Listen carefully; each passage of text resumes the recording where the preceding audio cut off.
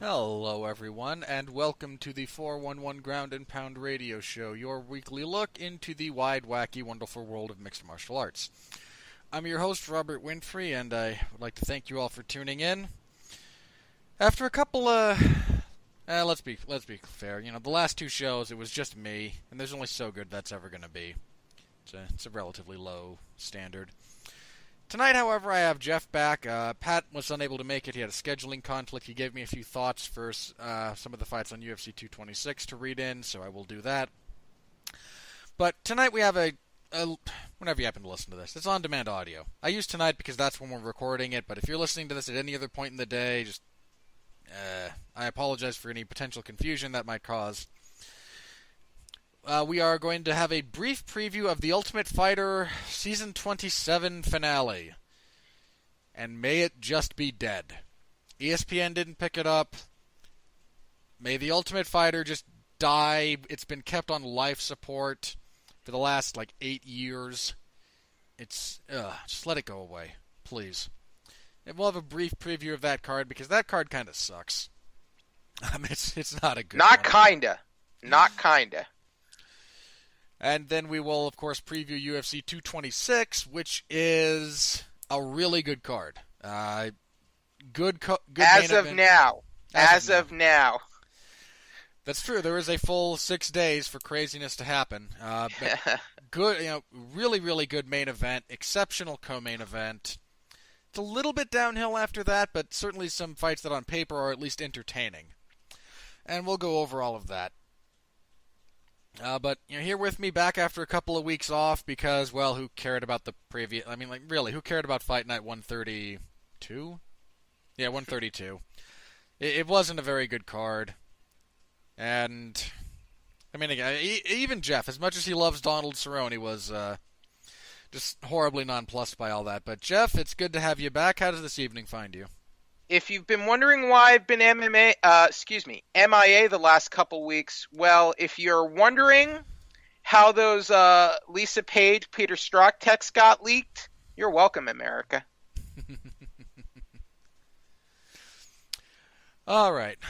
So, we'll very briefly go over I'm well, this. though, Robert. How are you? I'm not too bad. Great. I'm better than Custer. All right. So, this coming Friday... we have... The Ultimate Fighter 27 finale. Was there another card? Weird. Yeah, sort of. Apparently there's some concern about Brad Tavares actually making it to the fight. He announced on first week of June or so that he had some kind of foot injury. He still plans on competing, but that Has could he pull been him out. cleared? Apparently, they do have a replacement on deck. Apparently, Thiago Santos is perfectly willing to step in should Tavares fall through. So at least, Honestly, I like that fight better. In some ways, yeah, me too. Thiago Santos is coming off with a loss, but has he ever been in a bad fight? I can't think of one. Let me think. In his UFC run, I really can't think of the Uriah one. Hall fight kind of sucked, but that's more. Okay. I put that more on Uriah Hall. That than was anything else. but that was over 4 years ago. Yeah, Or that was just under 4 years ago. The point Santos being, that's the only one. But Santos, I think, despite the loss to Branch, I think he's proven himself. He's proven he belongs. Yeah. And he was a surging fighter before that loss to Branch, who's no pushover, to be honest with you. And Branch has been calling out Jacare, so kudos to him because not a lot of people do that. Is it an enticing main event? No, but if it was a mid-card bout on another card, I'd be like, yeah, I want to see this fight. The main event is the only fight we're going to actually give some time to here because I'll read the rest of it after we talk about this. But your main event, as of right now, is Brad Tavares and Israel Adesanya. I know that the UFC wants to kind of get behind Adesanya, but this is a bit much. I know he's undefeated, 2-0 in the UFC, 13-0 overall, but he has not had to deal with a really strong wrestler yet. And I get that you Tavares have... isn't that good of a wrestler. Tavares is a perfectly adequate MMA wrestler. He's above He's average. I'm sorry, he's not a strong wrestler, Rob. He is a strong wrestler. Let's be honest. That's the totality of his game. Does he even have a wrestling background? Yes. What did he do? Oh, I don't know where he got it from. He's from Hawaii. He's from Hawaii. Where did he go to college? I assume so. I don't know. This is the first I've ever heard him having a wrestling background. My point. Sorry, let me rephrase then. If nothing else, he has a very strong MMA wrestling game. That is that's his game. I mean, look, GSP was not a wrestler. He adapted his wrestling game for MMA, and it was one of the major marks against him for most of his career. But during the second title run. But yeah, that's where Tavares' wrestling comes from. At least is he's got a really strong. I don't know where it comes from initially, but that's most of his MMA game is either being able to hit you with a power punch or being able to clinch you and then take you down and kind of lay on you. Striking isn't that. I mean, he's not like he's not that powerful of a striker either. No, he is not. That win over Yako was a bit of an anomaly because that was his only finish. That was his first finish in the UFC since he knocked out Phil Baroni in 2011. And that fight was awful. Wasn't that fight at welterweight? No. I want to say. No, he's always been a middleweight. Has he? Yeah, he competed on some season of TUF. I seem to recall. Oh yeah, that wasn't middleweight. Yep. Yeah, 11. Correct. Yeah, no, he's always been a middleweight, and he's always been a kind of grinding middleweight. And I get that you have to test someone like Adesanya against a grinder. He won 6 in a row once. He did, and he's on a 4-fight winning streak right now. I mean, I would call Tavares a legit battle-tested veteran, but he's not elite level. To me, he's a perennial top 15, top 10 type of guy. If this makes any sense, he's like a leg below what Michael Bisping was before Michael Bisping got slotted in to fight Rockhold for the title. Yeah. He's that kind of mid-level gatekeeper for the top 15. But he's good. Yeah. Oh, he's good enough. He's good enough. He's been able to hang. He's been in the UFC 8 years, and he's only lost 3 times. Yeah. And here are his losses: Robert Whittaker, current champion; Tim Bosch, not elite, but like a tough battle-tested veteran, has some solid wins over his career. Has beaten some tough guys, and Yoel Romero. Arguably a middleweight contender. He is. As long as he's still slotted into. I mean, he's the second best middleweight in the world. I disagree, but really, you can name someone other than Robert Whittaker who's better at middleweight than Yoel Romero. Luke Rockhold. He knocked Luke Rockhold stupid. That fight was not at middleweight.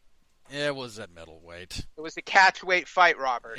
That weight difference that had nothing to do with the outcome of that fight. Nothing. So you say. You could put him back in the cage tomorrow. I'd pick.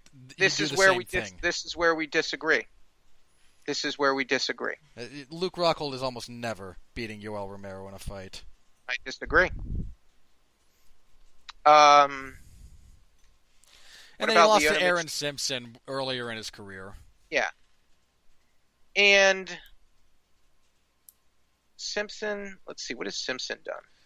Not a lot, but again, that was like 6-7 years ago. Yeah, you want to talk about a legit wrestler. Simpson was a legitimate wrestler. Yeah, that's actually why. That's why he couldn't win that fight. Was he couldn't actually out wrestle Aaron Simpson? Right. How good do you think Israel Adesanya can be? He can be very good. He's young. He's Nigerian by way of New Zealand. He's undefeated. He's a prospect for sure. Oh, definitely. I also think this might be a bit too much too soon for him. But Tavares is apparently dealing with the injury. But we'll see how much that. Fighters win hurt and injured all the time. It's not like. Yeah. So I mean, it's not like something I want to pin a fight on. No, especially not, without more details, I'm not sure how much weight we should give that, because you can have very minor foot injuries that you can easily compete through with just, something like an ankle wrap. Honestly, though, I want Thiago Santos slotted into this fight. Yeah, Santos and Adesanya. I'm a Santos fan, man. Yeah, that's about as good. That's a darn good replacement. And again, I don't disagree with you that it's a better fight in general. I think this is going to be a bit too much for Adesanya too soon. I mean, okay. In a very real way, he got out-grappled by a nobody in his UFC debut. If Tavares tries... Wilkinson? Yeah. Rob Wilkinson? Wilkinson had a fair amount of success getting him to the fence, keeping him there, getting him down occasionally. Wilkinson just gassed really hard and was utterly unprepared to deal with anything approaching striking. And what do you think of the win over Vettori? Was that a legit victory for him? Yeah, I think I scored it for him, but okay. But again, the fact that there's an argument for Vettori, and B, he still showed a lot of the same weaknesses, is kind of what leads me towards leaning to Tavares here. Again, I'm not going to count out Adesanya, but there's a couple of things that I think play against him as far as this fight goes in particular. Okay. One, he's kind of a slow starter, which is weird considering all the first-round finishes he has, but if you look at when they occur, they're usually at least 2 minutes into the round. I mean, there's a few anomalies here that are like 1 minute. But a lot of them, it takes him a couple of minutes, which is fine. That's not a knock on him. That's just how he fights. He's also not a very... He's not a one-punch, overwhelming power kind of guy the same way that like Robert Whittaker is necessarily. He works up and down in terms of head and body very well. He mixes, punches with knees, with elbows. There's a lot that is very, very good about Adesanya's overall game. But I don't think we've seen him have to fight at a relatively high pace yet, which Tavares can force. We haven't seen him really have to fight off a persistent wrestler with a good double leg. And I tend to... God, 5 rounds, though. Yeah, does that actually change my calculus here?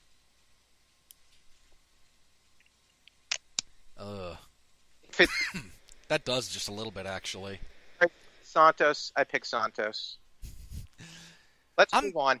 Yeah, I'm going to go with Tavares, but again, I'm not counting Adesanya out there. Now, as for the rest of this... too much time to this fight. Yeah. Then we should. As for the rest of this card, there will be the 2 TUF Finale fights. We know one of them. We know Mike Triziano and Joe Giannetti. Eddie? Yep. I'm just not sure how he wants that pronounced because there's a couple of different ways. Brad Katona will face the winner of Cuccinello versus Tyler Diamond. Yeah. It was going to be Ricky Steele, but Ricky Steele had to pull out due to a concussion, and he was replaced by Jay Cuccinello. I don't know if I'm pronouncing that right, but we'll go with it. The only thing I would go with Cuccinello, but it's a minor thing, and I'll know more when I hear it actually pronounced. Do you have a pick for which of those? Have you seen any of this season at all? I mean, just no. I don't think anyone has, except for poor Larry Zonka. So I don't have a pick for either of those fights. I don't care. I cringe at the thoughts of the minutes and minutes and minutes of hype packages that are going to go into that. But beyond that, we have a featherweight fight between Alex Caceres and Martin Bravo, which, I mean, you can't be excited about any. They really want to keep Alex Caceres on the roster, and I don't know why. We have a women's flyweight bout between Roxanne Modafferi and Barb Honchak, which might actually be the second best fight on paper on this card. And look, I like Alex Caceres, and I mean, I'm not going to say he could never have another decent run, but his UFC run is nearing its last legs. I feel like we've seen the ceiling for this guy, and I think he's, he for a time he got to a level where that label of him being the worst fighter on the planet was sort of hyperbole by Sam Mercati, but now he's kind of getting he's kind of getting close to that level in my eyes. Ironically enough. I mean, again, when he first came into the UFC, he was pretty terrible. He got better. Now he's kind of terrible. I'd say he was terrible, but he was sort of like Raw. He was mainly on the Ultimate Fighter because he was a character, and because of the jumpsuit and all that. But whatever, because he was Bruce Leroy. Yeah. I don't even know who to pick for that fight. I like Honchak to take Modafferi because I kind of like Barb Honchak overall. Modafferi can't win a fight in the UFC. Yeah, she hasn't done that yet, has she? No, she never will. I thought Honchak beat Lauren Murphy. And I like Roxanne Modafferi. Yeah, you're gonna have to throw her attitude. I love the power of positivity and all that. Yeah, you're gonna have to give her a real gimme, even at women's flyweight, to keep her around after she loses. I think she could do a lot outside the sport to help in martial arts. Yeah. We have a middleweight fight between Alessio Di Chirico and Julian Marquez. Assuming I am remembering all parties correctly. No. There's no way that's the same guy.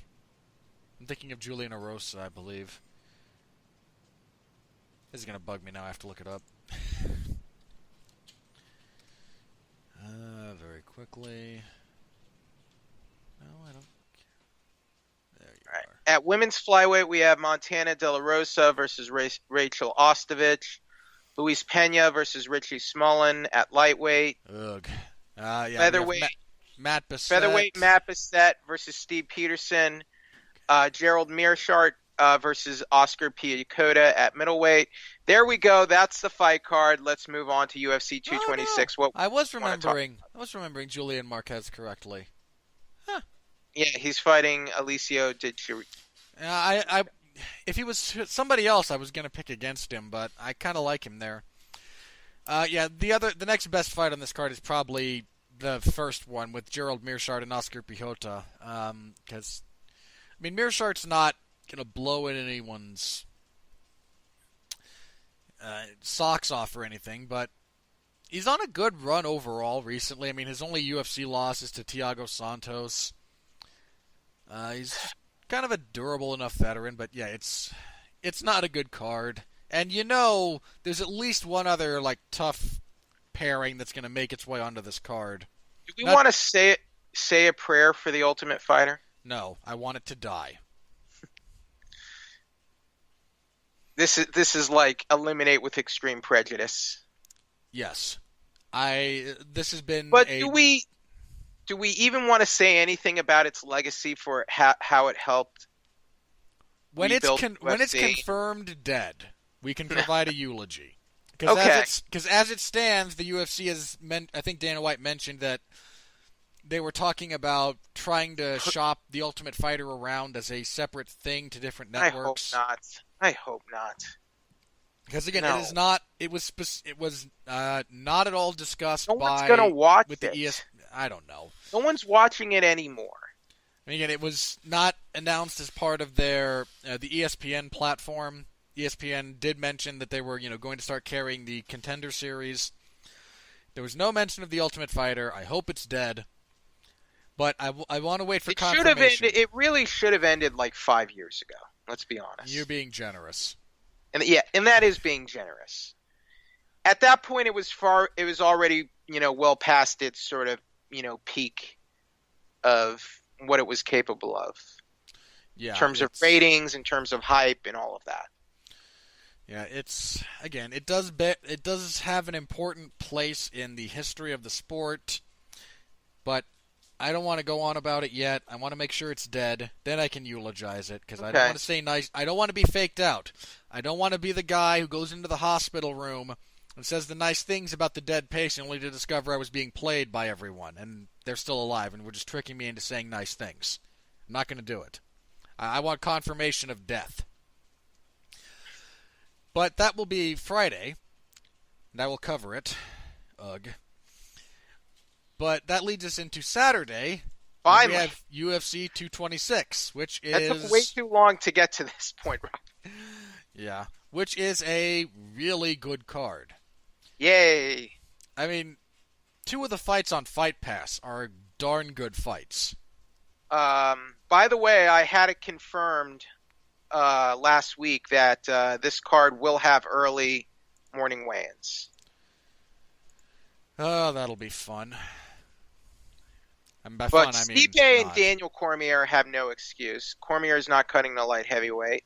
Neither of these guys are cutting weight, necessarily. I mean, Holloway and Ortega, they're big featherweights, but, I mean, they've never missed weight before, so I have no reason to believe they do it now. I mean, somewhat ironically, the other guy I'm worried about would be either Francis Ngannou or Derek Lewis. Lewis has never missed weight, but, But he's a big 260. He's an odd cat. He's a big 265er, and he's a bit of a, you wonder what he's doing in his training sometimes, because we'll talk about that when we get there. So, is this a super fight, Robert? This is a heavyweight title. Is it a super fight? I don't know. I mean, under the strictest of definitions, yes, but I don't feel like it's weird because there's an ephemeral, emotional almost component to. Well, the emotional component is this fight would probably have been John Jones's fight if he wasn't such a complete and total screw up in basket case. I would so prefer that fight. I'm sure a lot of people would, but John Jones is an idiot. So instead I have to... It's hard to cure. It is hard to cure proper idiocy. It's a very hard thing to cure, Robert. In fact, I don't think it is curable. It can be, sort of, but it's a process, and it's not FDA approved just yet, so... Maybe if, Robert Downey Jr. could be, a live-in roommate for John Jones, he could teach him the cures. In 3 weeks, RDJ would, be back on the snow. He'd be back. He'd be off the wagon. Yeah, a 5-hour road trip with John, and Robert Downey Jr. is throwing his life away again. He'd corrupt poor Robert Downey Jr. I like it. All right. As for this fight, again, we have light heavyweight champion Daniel Cormier moving up to try to become a dual champion because no one cares about the light heavyweight division. And Stipe Miocic is just happy to fight anybody because he's Stipe Miocic. He's arguably the greatest UFC heavyweight champion in history. I don't think that's arguable. I think he is. All right. I think that's empirical at this point. Well, he's the first to defend the title 3 times, which has never happened before in the 25-plus year history of the UFC. Or I guess the almost 25-year history. And he's one of the best heavyweights of all time, period. Yeah. As for this fight itself... I like Stipe. I do too. I mean, there's a couple of reasons for that. One is the size difference. We don't think about Stipe as a big guy, necessarily. Because Stipe is 6'4", 80-inch reach. But yeah, I mean... Because he's been in there with guys like, Overeem or Ngannou, who are doesn't tell... Look. Cormier's been in there with big guys, too, at heavyweight, and he's beaten them. He has. Cormier was legitimately a title contender when he moved down. Yeah. And you can't... That's unquestionable. I was at a fight card where they were talking about Dana White even talked about giving Daniel Cormier a title shot at heavyweight, but it was, we had the whole Cain Velasquez and all that business. I think, Junior was champion at the time, but I think Dana White said if Daniel wants to fight for the title at heavyweight, I'll give him the shot, basically. And And I think had he made that clear, I think Dana White would have given him the title shot because he had earned it by that point.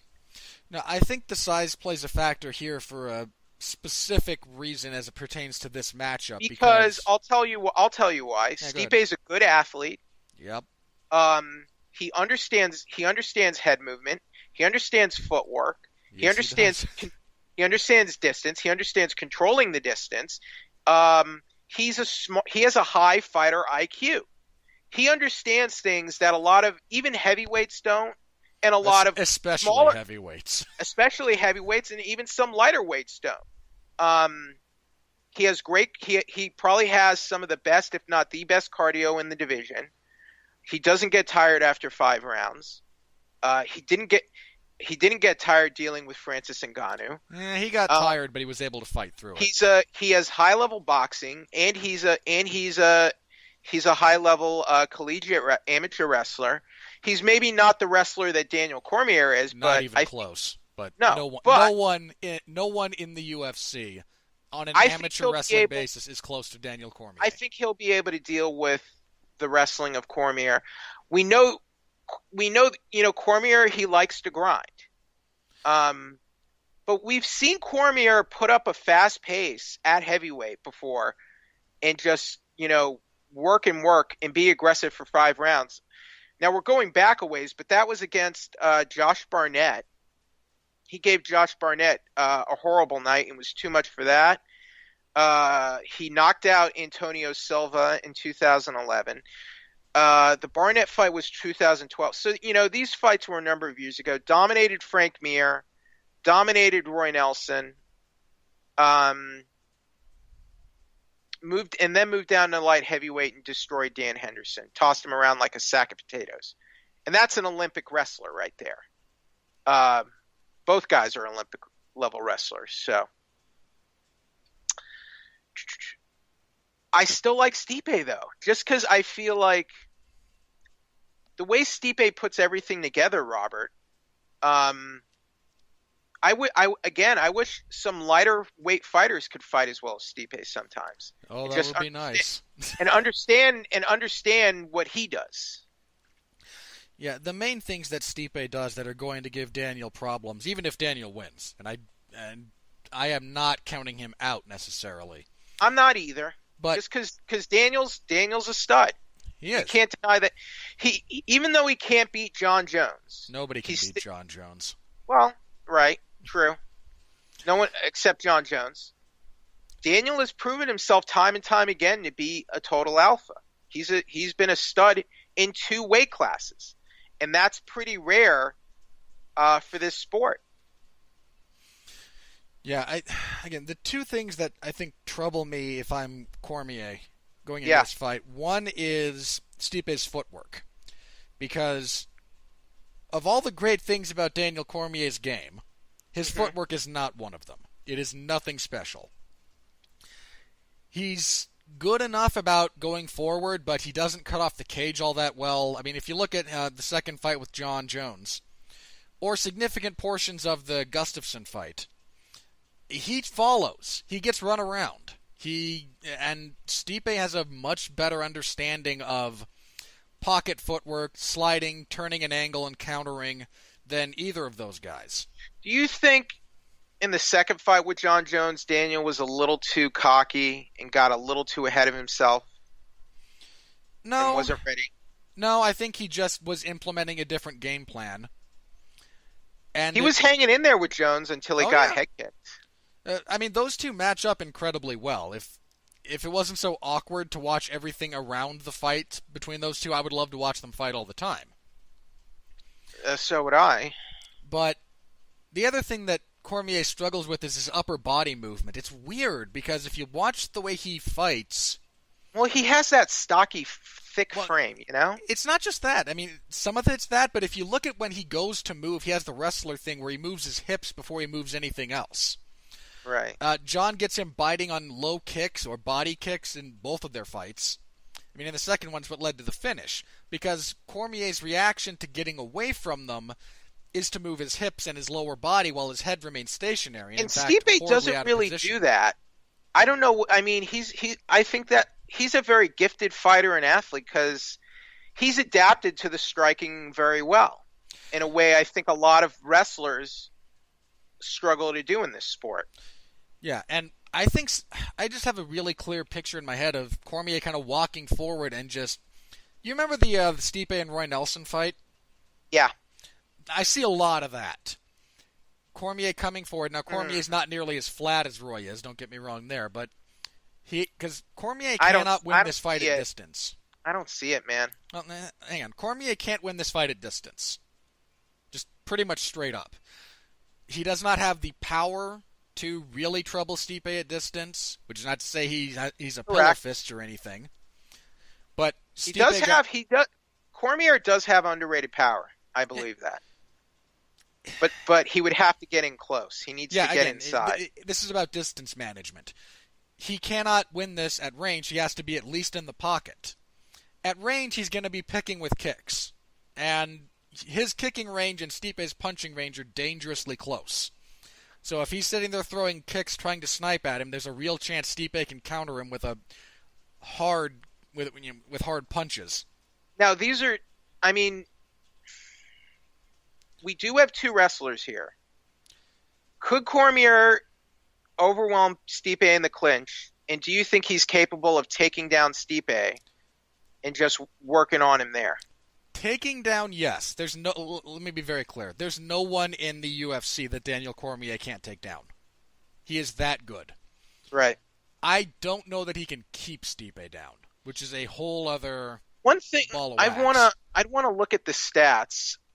I want to see what is Stipe. Do you know what percentage Stipe's takedown defense is? I do not off the top of my head. If I had to guess, north of 75%. That's the stat that gets monitored. Yeah. Hang on, I can probably I can't think of. I just can't think of too many times he's been taken down in his career. Not a lot of guys try to take him down. Let me bring up Steve. See, I'm looking at I'm trying to find the fight metric on this. Significant strikes landed. His takedown defense is 75%. That's excellent. Yeah. Like 50 to 60% is solid. Yeah. He's set like 7. That's almost that's practically nigh perfection in this sport, Robert.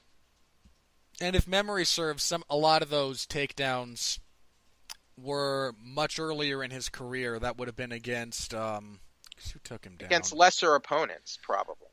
I want to say Joey Beltran might have taken him down at one point randomly. Maybe I don't recall him getting maybe taken in the down guns. by Beltran. I don't recall it either, but they also keep track of takedowns in weird ways. Struve didn't take him down. Right. Junior took him down. Okay. I think that's where that's coming from. Junior had a couple of takedowns. That was a close, grueling battle. That fight. Yeah, and the rematch was not. If they engage in the clinch and in prolonged wrestling exchanges, that significantly favors Daniel Cormier. What is Daniel's do you think Daniel's takedown percentage is higher? Defense or accuracy? Defense. His takedown defense is higher. His defense is 80% and change. Like the only guys. So that's very interesting. No, yeah, the only guy who's got. I want to say John's the only guy who's taken Cormier down. Do you think it matters that Daniel has not fought in heavyweight in quite a few years? I want to say 5. It's been 5 years, I think, since his last fight at heavyweight. Like that. I don't think it'll matter that much. I mean, he's been fighting in large part because he's fought the two biggest light heavyweights in both John Jones and Alexander Gustafsson. So it's not like he's been adapting himself to fight smaller guys. He has fought giants. He won't have to worry about a debilitating weight cut this time. Think about this, Robert. Like, I mean, Cormier was never the biggest heavyweight, but like he had to make 205 for most of his UFC career. Now he gets an extra 60 pounds, basically, or more, because he has to make 65 pounds the day of the fight. He's got a lot of wiggle room. Oh, yeah. He's probably going to officially weigh in the 230s, 240s. He and Stipe will not be that far separated by weight. Man, LeBron's going to the Lakers. I was so hoping he'd sign with Golden State. I was hoping he would sign with Houston, Texas. Now, The Houston I Rockets. wanted him to go with the Golden State Warriors just for the hilarity, because I am a sick man. Again, I think the big I don't thing. think there's anything sick about that. It'd be kind of funny, I think. It is, but you have to have a sick sense of humor. Yeah, the two again. I think Stipe's footwork is going to be a problem for Daniel because his footwork isn't great. I think Stipe's punching power is going to be a problem because Stipe's not a sloppy striker the way someone like Rumble Johnson can be. Right. He's not even a. He's a much more technically sound striker than Alexander Gustafsson is, and Gustafsson had a lot of success striking with Cormier. And, I mean, Miocic, it's his combination work, too. That's the other thing. Miocic doesn't throw one punch. If he sees an opening, it's 2, 3, 4 punches. Whereas a lot of heavyweights, it's 1 or 2 and done. They don't string combinations together. Here's what I kind of Miocic see does. happening. I kind of see just Stipe dancing circles around Daniel, punching him. I think Daniel's going to try to engage in the clinch. I think there's going to maybe be some clinching against the fence, but I think Stipe is going to, for the most of the fight, just outpunch Cormier and win a decision. That's sort of what I see happening. I got a hard time seeing this go the distance for Stipe because Cormier gets so much better over time, generally speaking. I think Cormier is going to walk into something a lot harder than he expects, and I think Stipe is going to finish him, all things considered. Okay. Now, just to ask, if Cormier were to win this fight, is there an argument for him being one of the greatest fighters of all time? There's already an argument for him being one of the greatest of all time. He's the But second. he can't beat John Jones. No, but again, no one can be. I mean, Cormier is the second best light heavyweight of all time, behind only John.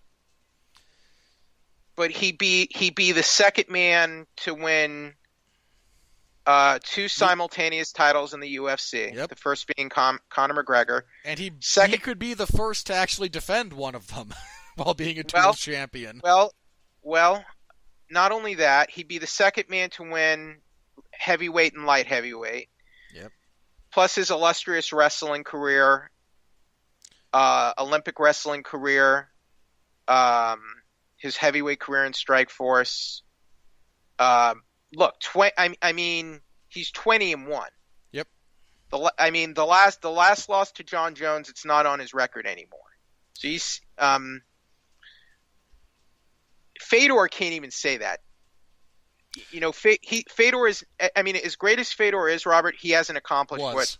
Let me be clear. Fedor was great. He is not great now.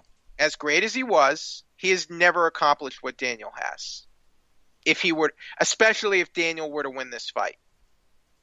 If Daniel can win this fight and then defend the belt even once, yeah, I don't think there's too much of an argument against him. He's already one of the best of all time. If he's able to defend, if his last 2 fights are defenses of the heavyweight and the light heavyweight title that are successful, I mean, he's got to be up there at the very top. My caveat is, if he wins here, just relinquish the title and vacate the title. That's what you have. Light heavyweight, for sure. So we're just going to give it to Alexander Gustafsson then? Don't give it to Gustafsson. Just give it to Gustafsson. All right, who are we kidding here? Just give it to Fine. Yeah, give it. Gustafsson had a close fight with him. He's the runner-up. Give it to Gustafsson. I mean, I scored that fight for Gustafsson. Arguably, Gustafsson's been through a lot. Arguably, he deserves it. I mean, again, I thought he beat Daniel Cormier. I've thought that. I didn't, but I have thought that every time I've rewatched that fight, just based on scoring criteria. He ran away too much, and he actually had his. Who cares? I care because to me, you're not controlling the octagon if you have your back to. And octagon control means almost dick. It's all right. Well, I do like this fight, and I look forward to seeing how they match up. Ultimately, it's fun to talk about and analyze fights, but really all that matters is what actually happens in the fight. Because we have seen many predictions just fall apart once the fight actually happens. Yeah, that 8-inch reach is for Stipe has 8 inches of reach on Cormier. That's not insurmountable by any stretch of the imagination. Cormier has dealt with that before, though. He has, but he's not fought anyone who understood movement the way Miocic does. I wonder what would have happened if Cormier ever fought Overeem. Not like recently, but like 5. And Cormier closes distance too well for Overeem to keep him off him long enough. Cormier would have clinched up as long as he avoided eating a knee on the way in. He'd have got him down and pounded him out. Probably. I mean, Cormier at heavyweight, Overeem's lucky he never had to face a guy like Cormier. No, he fought guys like Cormier. He just never fought Cormier.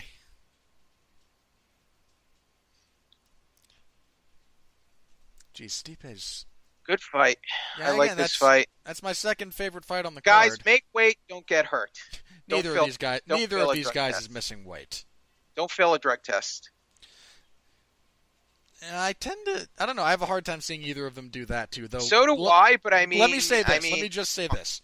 Cormier failing a post-fight drug test for this fight would be hilarious. Did it surprise you when Verdum failed a drug test?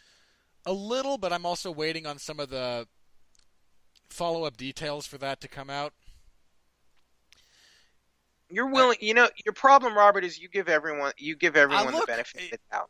I mean, come on, how much? It was what, just a month ago that we had all those Brazilian fighters who had that pharmacy that screwed them over. But here, my problem with that logic is that USADA is only testing for what they know about, and that's what the media isn't reporting. That's because it's understood. You can't test for what you don't know about. Exactly. Just definitionally. So that means there's a good amount of fighters who may be doing things or taking things we don't know about yet. Oh, I'd assume the majority of them are. That are less than above board.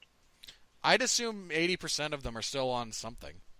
Wouldn't okay. surprise me at all. There you go. All right. There you go. So am I surprised at Verdum? Not really, but again, I'm also willing to wait and see the full evidence because I don't. All right, USADA. so I say Stipe Cormier, don't miss weight, don't fail a drug test. Alternatively, Cormier, fail your drug test because it will amuse me to no end. That would be like after everything, after the whole sandblast and hookers thing and all that. Yeah, that's why I wanted it, because it would make me laugh. That's literally the reason I wanted. He has constantly hung his hat and stood as the moral high ground between him and John Jones. And quite frankly, Robert, up to now, you could never argue against that. It's not hard to have moral high ground over John Jones. But, I mean, you look at all the facts, like what has Cormier done? There's only one time I can morally question Daniel Cormier, and it's a personal thing. Do you know MMA Junkie? Not personally or anything, but I'm aware I of saw their him once existence. crack the head of an MMA Junkie host on like the rim of a wall, at a restaurant once. And I'm not saying that to be for defamation. I think they were joking around and Cormier wanted to give him a receipt basically, but I think he went a little too far. And I felt like that was not cool. And again, I'm just in some respects just rooting for the most hilarious outcome, which might be something like Cormier wins a bad decision and fails a drug test. You're a masochist and a no, sadist. I know the difference. You would take pleasure. You would take pleasure though in the self-destructicity of Cormier's career. Yes, I would. As I would. That's a little masochist. That's a little. Oh, I guess sadistic. That would be sadistic. I'm sorry. No, I don't want my own career Not to my self-destruct. BDSM terms. Stop. But I actually have one. But all right, the co-main event is the fight I am most looking forward to here. That's actually, you and Thanos differ because Thanos is not a sadist. And MCU Thanos is not a sadist. Right. Comic Thanos. Jim Starlin Thanos is, yes. MCU, not so much. MCU Thanos is overly logical and He's a teddy bear. He's a couple steps away from being a teddy bear. And bases his whole worldview on a faulty premise, but that's a whole other thing. Anyway, the co-main event. Wow! I love this fight. This is the fight wow. I'm the most looking forward to on this entire I'm like card. going back and forth on this fight every day. I don't know what to do about this. But for the featherweight title, champion Max Holloway, riding one of the best hot streaks in the sport. He's won 12 in a row? I think that. Let me see. 3, 4, 5, 6, 7, 8, 9. Yeah, I 10, think it's 11. 12. Yeah, 12. 12 fights in a row. Undisputed featherweight champion. And Ortega, the undisputed number 1 contender. And then we have undefeated Brian Ortega on a, again, never lost. The only blemish is a no contest that he won. And he failed a drug test. And while I understand changing the outcome of that based on the failed drug test, to everyone who didn't see that fight, because I did, it had nothing to do with the outcome. Well, I mean, no one talks about it, but what do we know what was the deal with that failed drug test he had in 2014? Tristan alone. He's talked about it. Did he, what did he say about it? He succumbed to the pressure of making his UFC debut under the conditions that he was making them with all the hype that he had, and he screwed up. You can find interviews. He's talked about it. He's not shy about it. At least he was honest about it, but that gives me pause, because and if there had been anything since that was kind of red flaggish, I might revisit it. But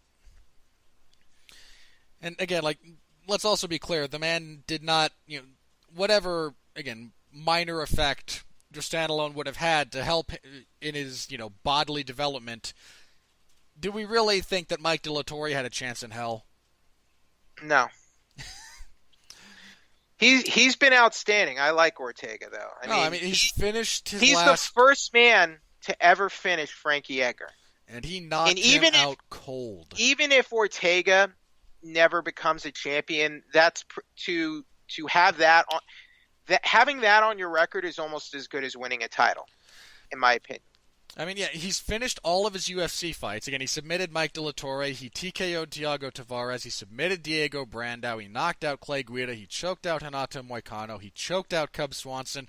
And he knocked out Frankie Edgar. He's a stud, man.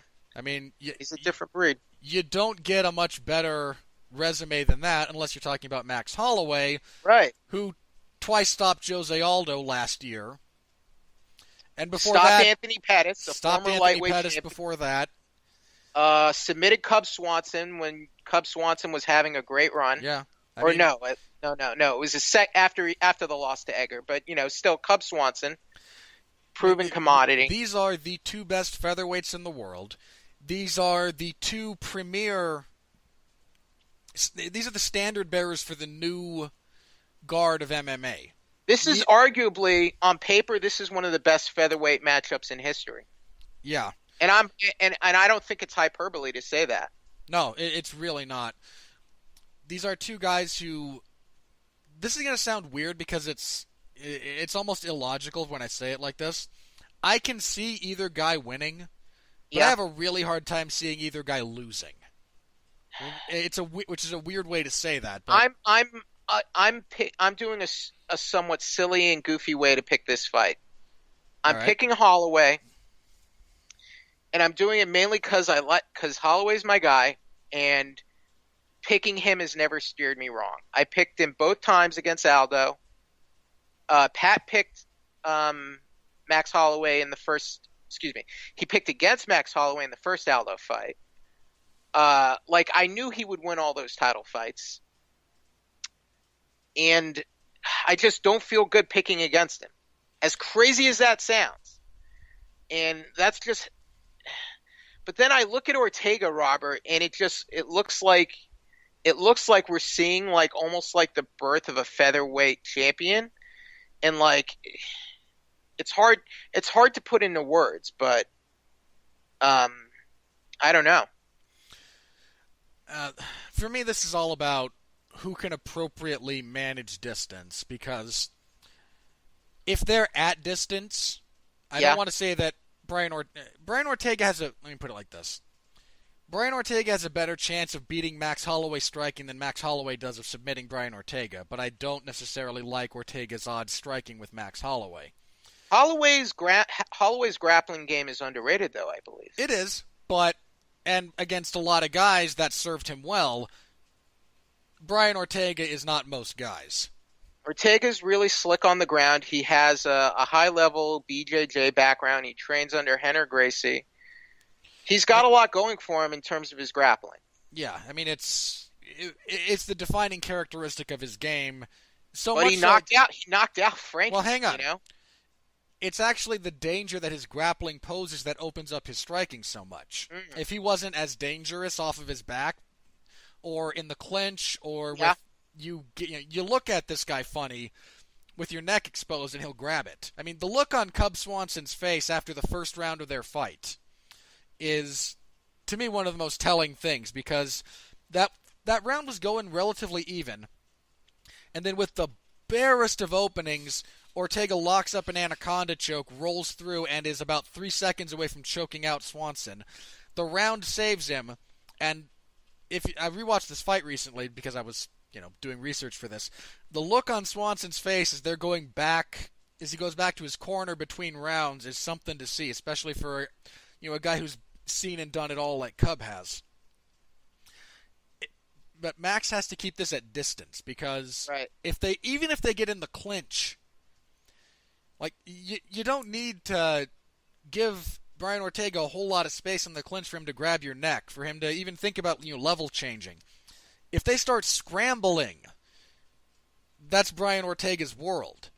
If this fight takes place at that distance, Right. for any prolonged period of time, Max's odds of victory drop dramatically. Well, here's something else I don't like about Max. I think there were some times against Jose Aldo he showed some very reckless tendencies, and I hope he doesn't do that against Brian Ortega.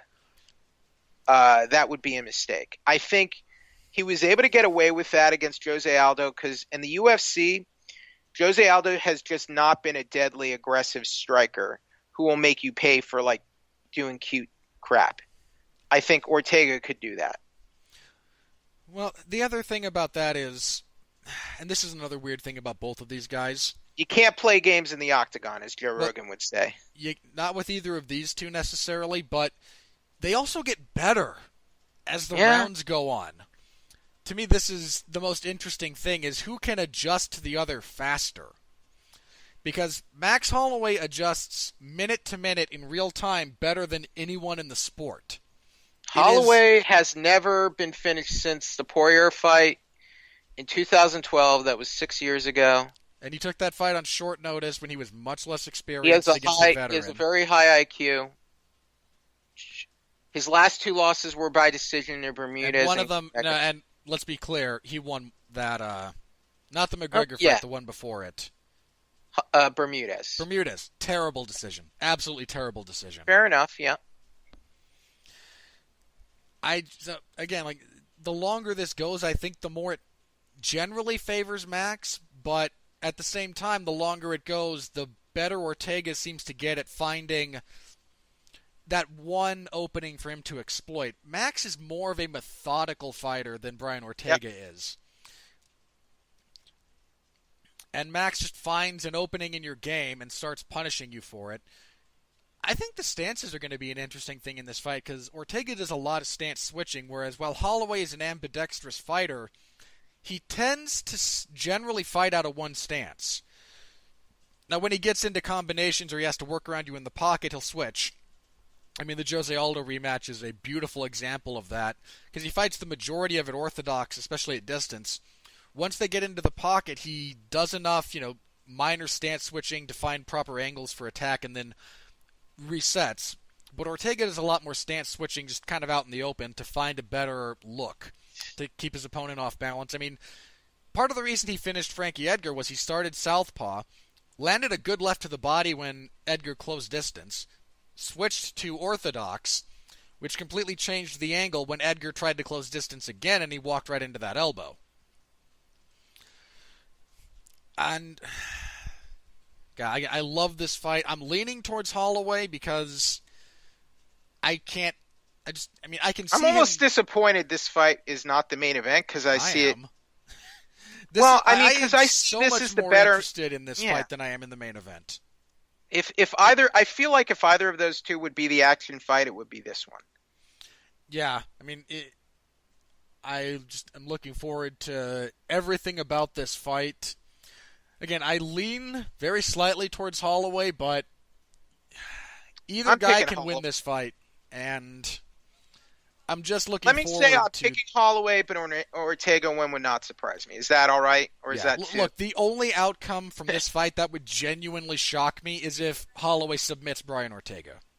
That would surprise me as well. Even though I think Holloway, you can't sleep on his grappling. As good as a grappler as Ortega is, you can't. Both these guys. The thing is, both these guys are well rounded.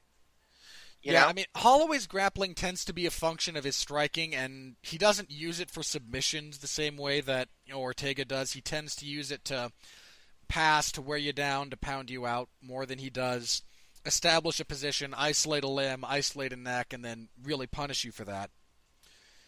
So again, that's why it would surprise me if he's able to submit him. Again, beating him, no, I can see Max doing that. But if he's able to, grab his neck and choke him out, that would kind of surprise me, all things considered.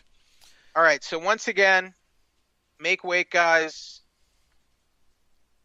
Don't fail a drug test. Nobody get hurt between now and then. No one get hurt. Because, God, I am so looking forward to that fight. I mean, in many ways, it is the highest. It represents the highest level of MMA at the moment. You have two guys who do everything at the current level that we know it to be the best, and do it very, very well. I mean, again, I can't think of a better featherweight title fight. I'm just trying to remember. I'm racking my brains. Like, other than maybe Stipe and Ngannou, when is the last time we saw like a true number one versus number two in the world, like type of featherweight fight like this? Featherweight? I can't. Maybe McGregor versus Aldo. The first McGregor Aldo, yes, that was unequivocally the two best featherweights in the world. But what about in any weight class though? In any weight class, I mean, Jones and Cormier.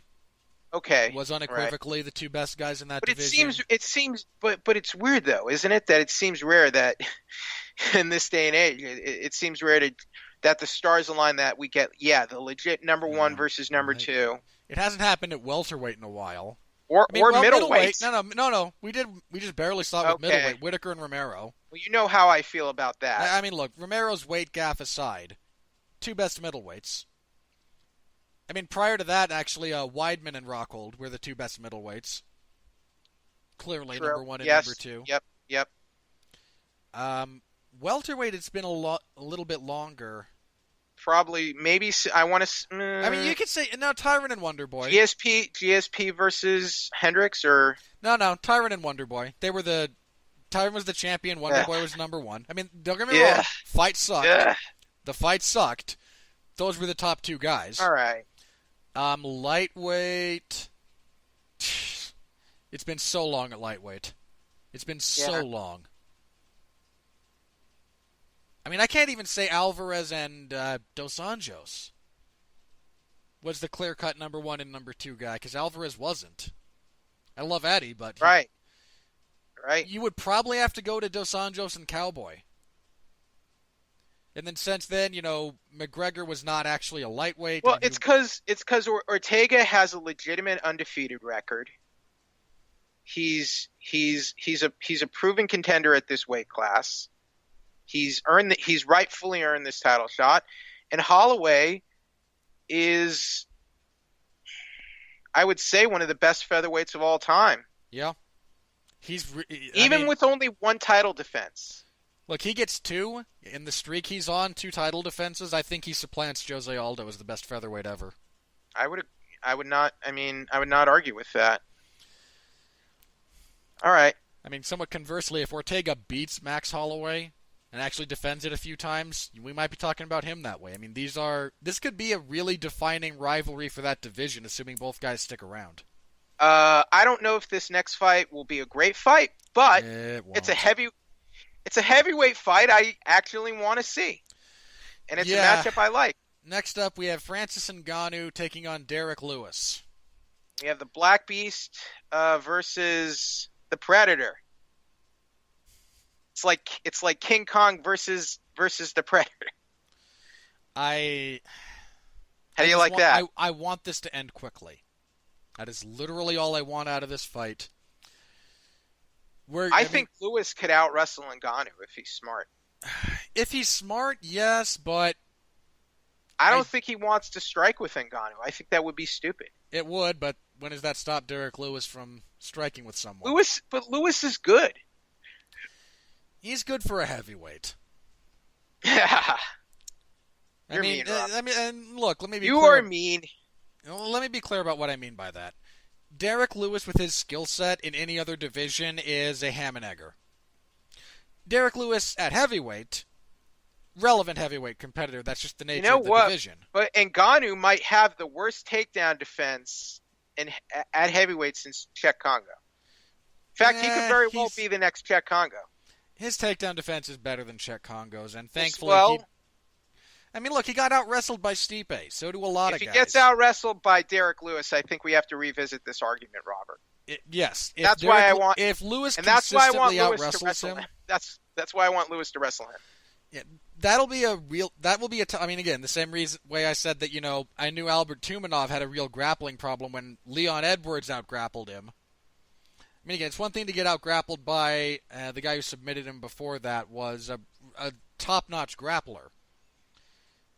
It's another thing when it's Leon Edwards, who's not a bad fighter, even at the time wasn't, but consider the totality of circumstance. Now, here's my issue with Ngannou, and I know English is not his first language, but in the scrum leading up to this fight, he says strange things, like, he talked about his trip to France, like, he said things like, I didn't have my team here in Las Vegas, and I'm like, well, you're fighting for the title. You're in the conversation to fight for the title. Why is your camp? Why do you not have things up and ready to go for your, the biggest fight of your career? And I know I picked Stipe for that fight, but the way Ngannou applied himself to that fight, I was not impressed with him in his game at all. Or his cornermen, his coaches. His cornermen were hilariously unprepared. Like, wrapping him in blankets was the funniest thing I've seen in a long time. And look, I like Francis, and I like how he just puts guys away with his fists, but he is not the heir apparent of Mike Tyson. I'm sorry.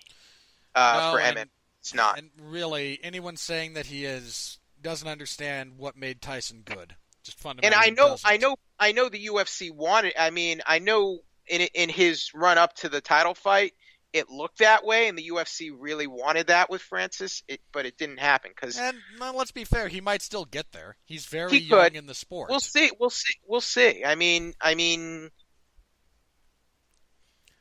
but I feel like he has massive holes and marks against him that do not make me believe he's a future champion. Yeah, I don't think he's a complete fighter, Robert. There's sorry. Things he absolutely has to finish. I mean, to get sorted out. His wrestling so I'm picking defense. Derek Lewis. Derek Lewis by TKO. Calling it now. I like Ngannou here. I think Lewis is too content to, what's he call it, swanging and banging. But it works. I mean, except for Mark Hunt, it's worked for him for most of his UFC career. It has. And I don't think that's a really good way to fight Francis Ngannou. If he's smart enough not to engage standing, clinches with him and goes for the takedowns, I think he can win this fight. Now again, it's certainly winnable for him, but I don't know. I think he's I think the first time he gets clipped, he plants his feet and starts swinging back. And from there, all hell breaks loose. Do you think he would be able to beat Curtis Blades a second time? Who, Francis? Yeah. That's a tough one. Because the first one was a TKO stoppage due to a cut. Yeah, he opened up he caught Curtis flush several times in that fight. True, it was a legitimate stoppage. Yeah, that was a gnarly cut Curtis, that he opened up. We cannot deny that Curtis is growing into a pretty, for a heavyweight, a pretty strong fighter. Blades is a very, not totally one-dimensional, but I wouldn't say one-dimensional. Again, I wouldn't say, not completely one-dimensional, but he's made improvements. His game is also very much feint close, double leg, control and smash from top, / mat returns. And you have,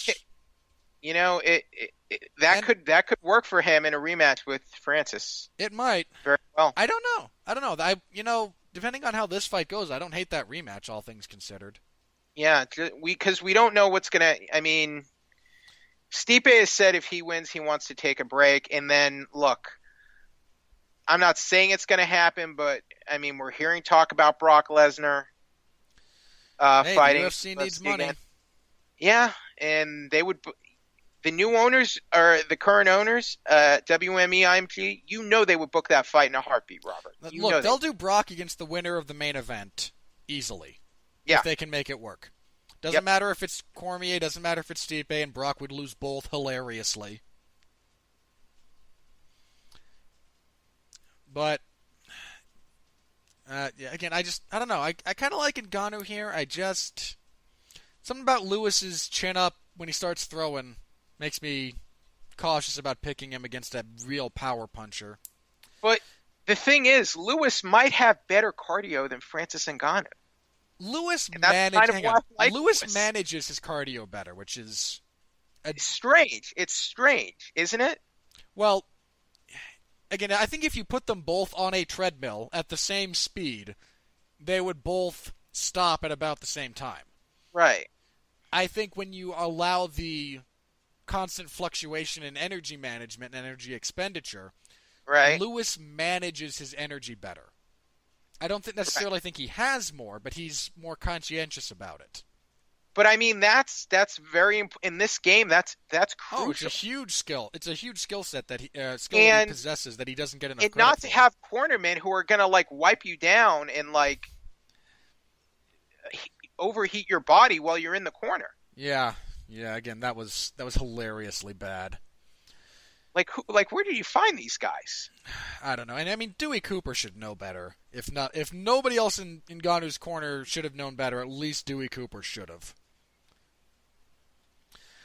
But again, I lean a little bit towards Ngannou, but I just want it to end quickly. Okay. Next up, we have a rebooked fight. Michael Chiesa and Anthony Pettis. This fight was supposed to take place UFC 223. But then Conor McGregor decided he doesn't like Michael Chiesa. Threw a dolly cart at his face. I don't. Cost Chiesa a shot at the title. Yeah, because Chiesa would have slotted in very easily into that main event. Chiesa said he would. Chiesa said he was on weight and would have taken it.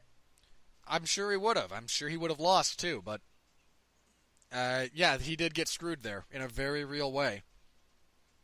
Again, Conor really screwed Michael Chiesa. Didn't he? Khabib, not Pettis, at all. I think Pettis was in that conversation as well, but there was. I think Pettis wanted more money, and the UFC wasn't going to give it to him. I had Chiesa the first time. Yeah, I still have him this time. Ditto. I like Pettis, but he's just not that guy anymore. This is just how these two match up more than anything great about their individual skill sets, which they both, and I don't mean that as some kind of negative, they both have good skill sets. But Pettis can be backed into the fence. Chiesa likes backing you into the fence. You get into the clinch. Chiesa has a great body lock and has a great takedown from said body lock. That's really the nuts and bolts of his game is... Pettis historically has not had good takedown defense. Going back to his days in the WEC. No.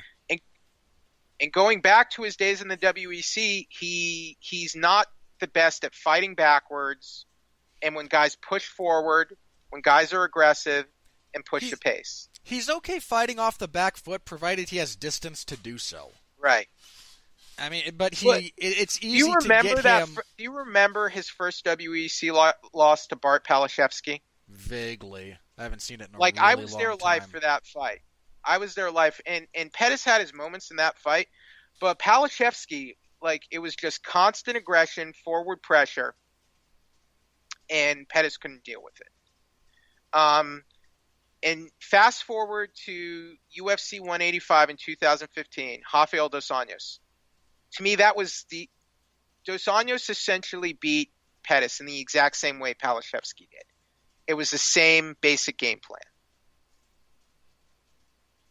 The game, like the basic strategy Dos Anjos utilized against Pettis was identical, I feel, to what Palashevsky did to him. And that fight was in 2009. Yeah, again, he just never got really comfortable with his ring craft and his footwork and keeping his back off of the cage. And he's slow, and he's older, and he's slowing down. Yeah, he's just not the guy he used to be. Injuries took their toll on him, and we've seen it. We've seen him change. He had a couple of he was on the receiving end of a couple of pretty brutal fights. I mean, the Dos Anjos fight was a one-sided beatdown. Right. Max Holloway put a horrifying beating on him. The Alvarez fight sucked, and not a lot happened in that fight. Let's be honest. Barboza. That was a pretty brutal fight for the two of them. I'm not sure I would call it a brutal fight, but again, not in the traditional blood and gut sense, but they put a pretty solid beating on each other's legs and body. Oliveira was even giving him problems, as I recall. Yes, he was, especially once they got on the mat. Until he got submitted, Oliveira was giving.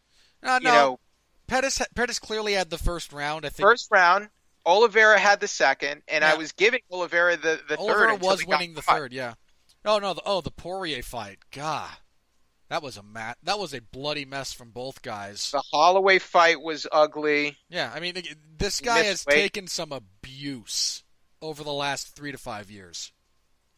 I mean, it's kind of his decline also kind of coincided with USADA, so I'm not saying anything, but it's hard. I think that was more just people figuring out his game. I think that was more the game evolving beyond him than anything to do with drugs. I like Pettis. And you know what? He's throughout his career, he's been a classy guy.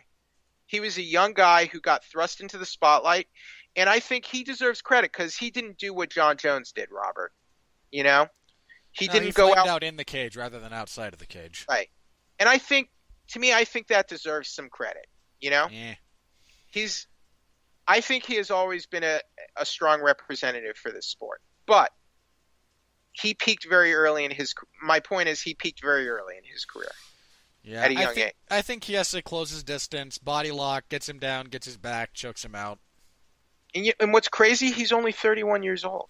That's how crazy this all is. Yeah, but he's also been fighting since 2007.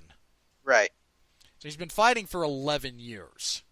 That's a long time to be fighting. Yeah, true. And again, especially some of these recent ones, they've been the kind that take years off of your career. At least when Pettis, when the time comes for him to hang it up, at least he has a lot he can hang his hat on. He's accomplished a lot. Some guys never get that title.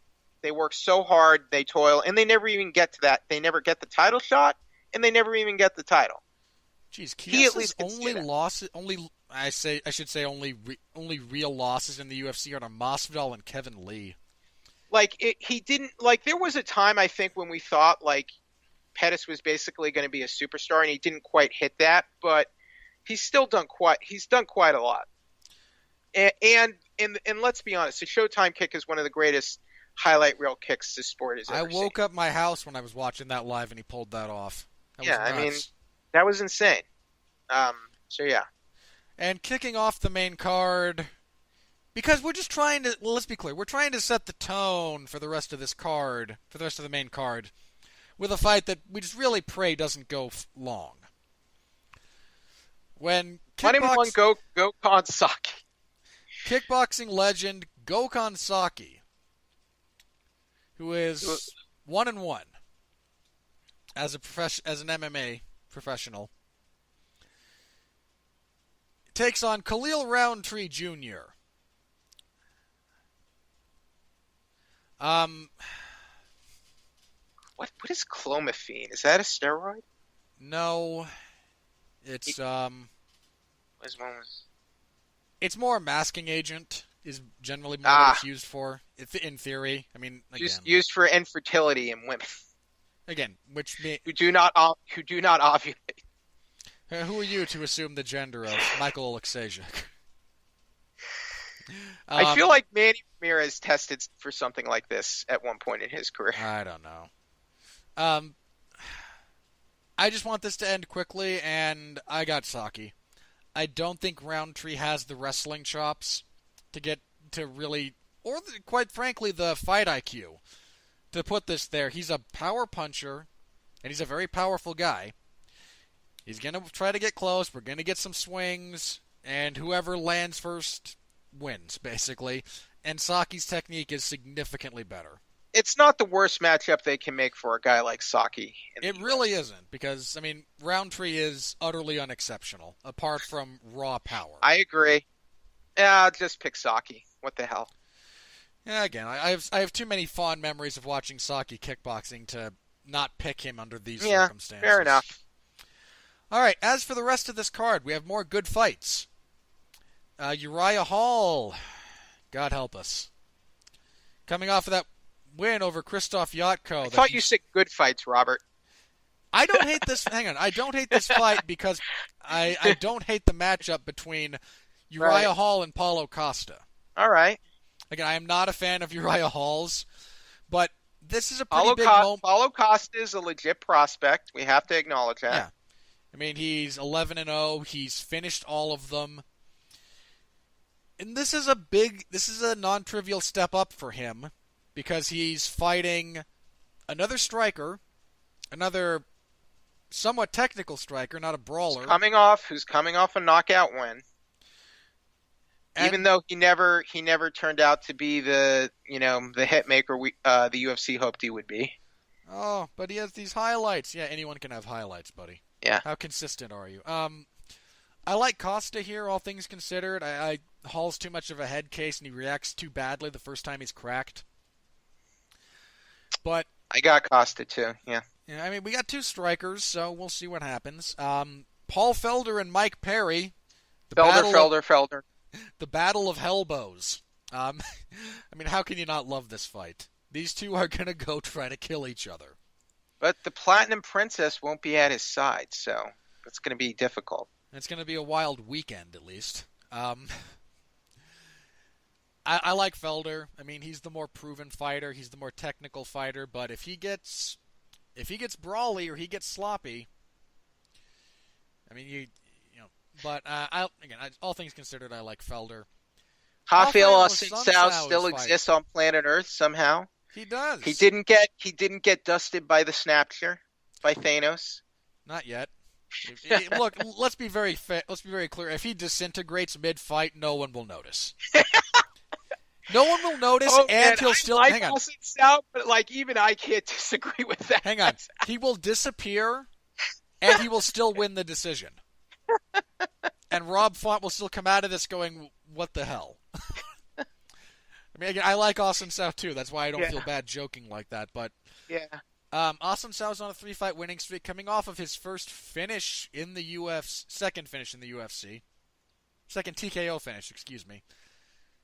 And I mean, to be fair, I thought he lost the Moraes fight, and Font lost to Munoz.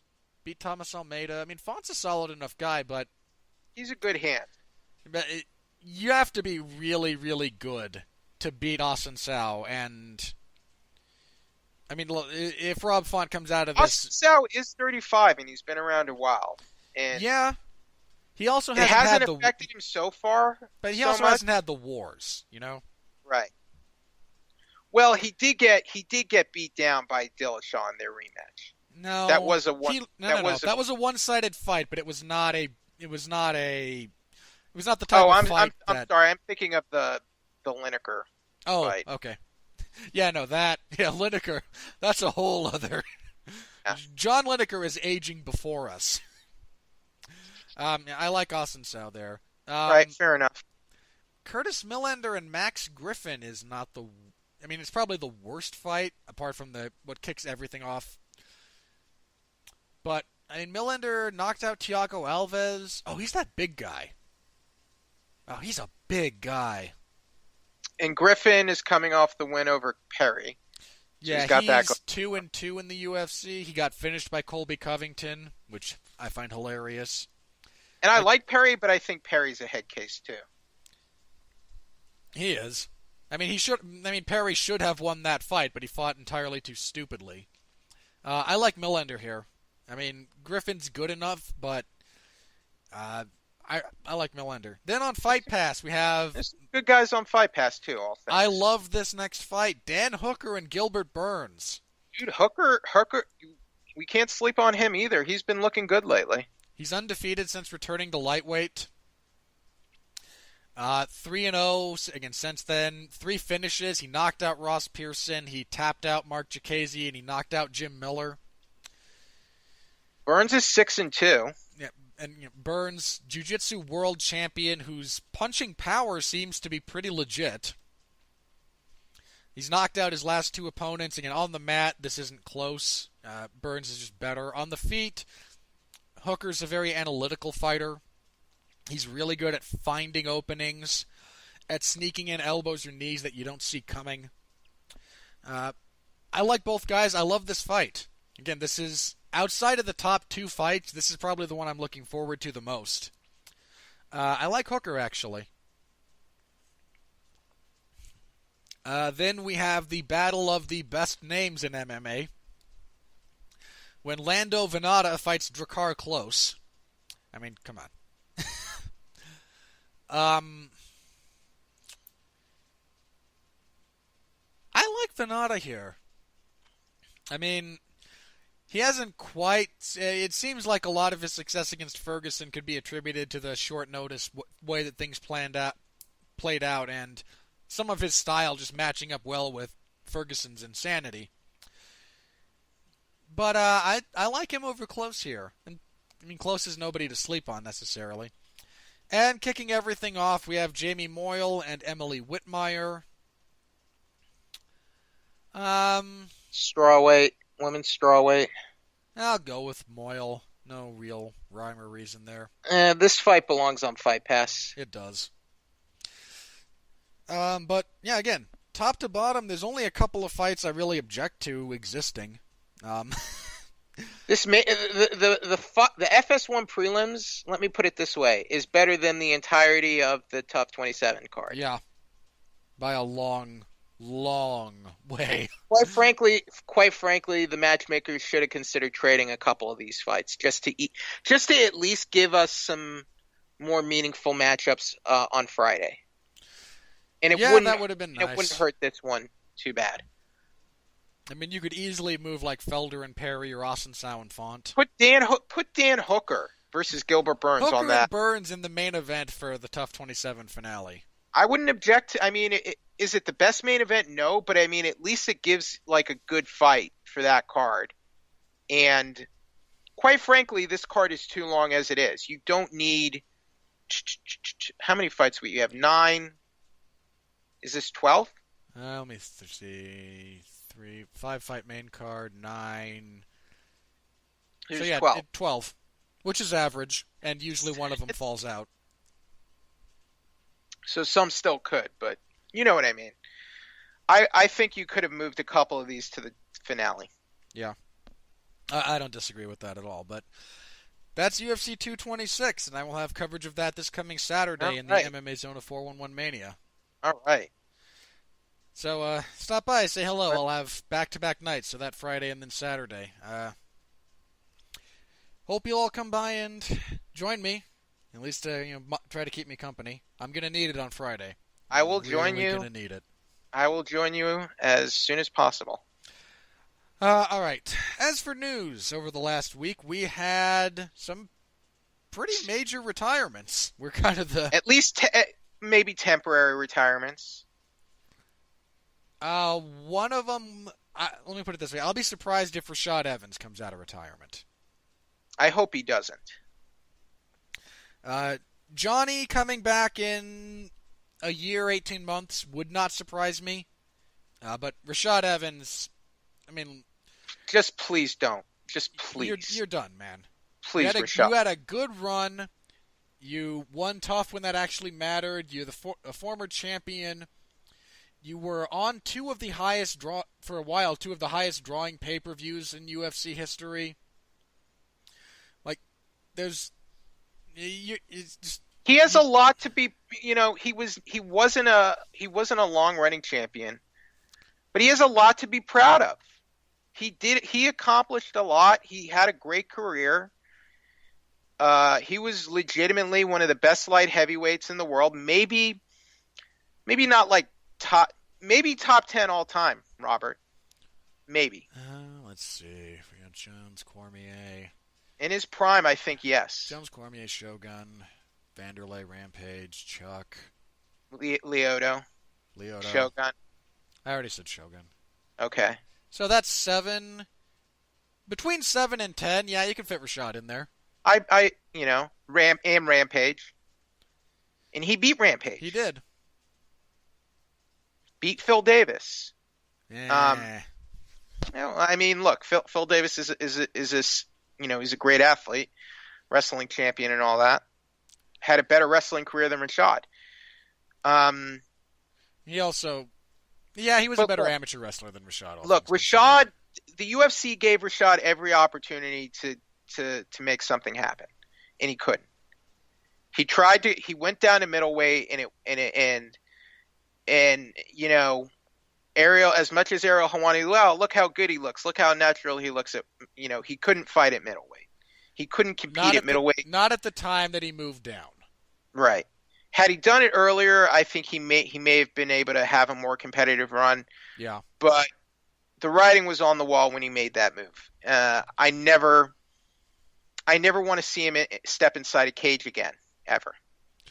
I mean, Bellator or the UFC. No, I mean it's if he fights again, please don't go to Bellator, Rashad. Alternatively, go to Bellator and we can get the rematch with Tito Ortiz. Please don't. Please don't do that. Please, Rashad. Come on, we're all waiting for Tito Rashad too. You are sadistic, Robert. So it can go to another draw. Robert, you are sadistic. Yes, because I won't watch it if it's in Bellator. Kevin Feige should have cast you as Thanos. You would have been a more faithful interpretation of Jim Starlin's creation. Yes, because believe me, I get sadistic nihilism. I really do. That was my life for 5 years. Dark period in my life, but I get it. I think it was Jim Starlin's as well, hence why he channeled it through Thanos. He ripped off Darkseid for that, and everybody knows it. And he did a good job of it. He did. Again, made a better character. He made Darkseid better than DC ever did. Yeah, there's some interesting stuff with Darkseid, but anyway. So again, the two major retirements. Grant Morrison is overrated. The two major retirements again: Rashad Evans, former UFC light heavyweight champion, TUF 2 winner. Yeah, he won at heavyweight in TUF 2. Just long time. Hendricks hanged it up. Johnny Hendricks, former UFC welterweight champion, announced his retirement. It's kind of sad what happened to Hendricks' career after he had such a strong start, but I kind of hope he doesn't come back because I hope he's made his money and saved it. You'd think his local Wendy's would at least give him part ownership. Well, look, he's accomplished a lot. He has a lot to be proud of as well. He had a great career in wrestling. He became a national Division I champion in wrestling. He still holds, I think he's tied for most all-time wins in Oklahoma State And Right. it's like him, He Jared came Roshold, and Jack Briscoe. I mean, and look, when he came into the UFC, I don't think we were expecting a lot out of him. no, Really. not And really, then because like very early into his UFC run, he got out wrestled by Rick Story. I think he was the first guy to finish John Fitch, I want to say. Might Am have I been wrong? the first to knock him out, but Knock him out. yeah, I think that was one of the first TKO losses because he got choked out once I mean, for very a early in while his it career looked by like Mike Pyle. he was like the welterweight Dan Henderson. And then, Then he turned into the welterweight Dan Henderson. and then he did again, he didn't have that big run with the title, but some guys never even get the title. So that's pretty important. So he can say at least he was UFC champion. He fought GSP. He fought in main events. And I think that's something he has nothing to be ashamed of for his career. I think the only shameful thing were if he were to come out of retirement and fight in Bellator. That would be shameful. Well, Bellator is shameful at this point, just their existence. Yes. I'm sorry, Scott Coker. No, hang on. He should be ashamed of the Gastelum all the time. fight. No. Well, Hendricks should be ashamed of the Gastelum fight. He should be ashamed of all the times he missed weight and just, it was embarrassing. Yeah, not fighting Woodley at UFC 195. That was a big important fight for both guys. Yeah. It's disappointing.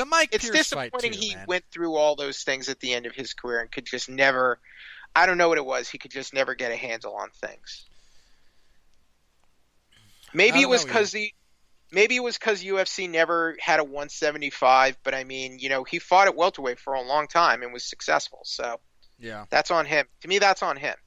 It is. I mean, he notoriously ballooned up between fight camps. I mean, right? Yeah, it was always a tough weight cut for him, and he exacerbated it. They called him Big Rig for a reason. Yep. So, wasn't there another one? I could be missing one. Those are the two that stick out because, like, both those guys are former UFC champions. Yeah. I could swear there was one other, like, old guard guy who announced he was hanging it up. Shogun hasn't retired yet. No, wasn't Shogun. Gene Snitsky. Yes, one did. Felipe Aranja. Lower level that was guy. it, Aranches. Aranches, I'm sorry. Yeah, after he lost his last fight. Fortunately, CM Punk has not retired yet. You have to actually matter before anyone cares Dana about White retirement. says GSP retired. His manager says otherwise. Yeah, again, like I'm not putting stock in what anybody says about GSP except GSP at Michael this point. Bisping already happened. We already addressed that. So I talked last week about Lyoto going to Bellator. Do you have any thoughts on that you'd like to share? I'm disappointed. I'm disappointed in the UFC that they allowed it. I'm disappointed in Lyoto for doing it, and I'm disappointed in Bellator for being a part of it. I'm disappointed. He could be a two-weight champion in Bellator. He holds wins over their middleweight and light heavyweight champions. I hope it crashes and burns worse than Solo: A Star Wars Story. That didn't crash and burn that badly, and Yes, wouldn't have if they hadn't shot the darn thing twice. All right. Was there any other worse than Josh Trank's directing career? Okay. That's fair. Worse than Fantastic Four 2015. Just don't. Look, I'm one of the 5 people who saw that. Just don't. Schilling has signed a contract with Bellator. He's staying in Bellator. There. Somehow Paul Daly is staying in Bellator. Bellator. Where else is Daly going to go at this point? Andre Pederneiras is leaving Nova União. Which sucks. Nova União was a pretty good team. Still are. Look, you can be in kind of a slump. Some of your fighters can be in slumps, and you can still have a very good camp. Nova União is still a good camp. They produced two very strong champions in their heyday, UFC champions, and some champions in Bellator. before they were a complete and utter joke.